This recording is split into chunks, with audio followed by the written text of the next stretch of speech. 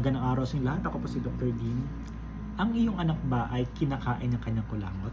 O di kaya nung ikaw, nung bata ka ba, natikman mo ba ang iyong kulangot? Ano bang dahilan bakit pa ginagawa ng ating mga anak ito o ng mga bata? Okay?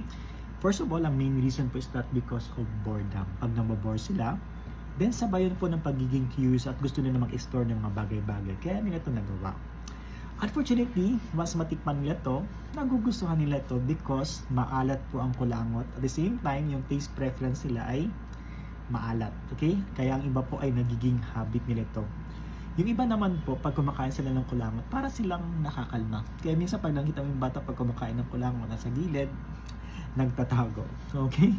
Ayan po ang mga dahilan kung bakit sila kumakain ng kulangot. So ano kaya mga bad effect nito? Well, of course, pag madalas ka mangulangot, pwedeng magsugat ng iyong ilong. And of course, pwede ka pa makakuha ng infection like viruses or bacteria. And if ever yung pala pag nagsugat ng ilong, pwede din pala ito magkaroon ng mga staphylococcus infection. Okay?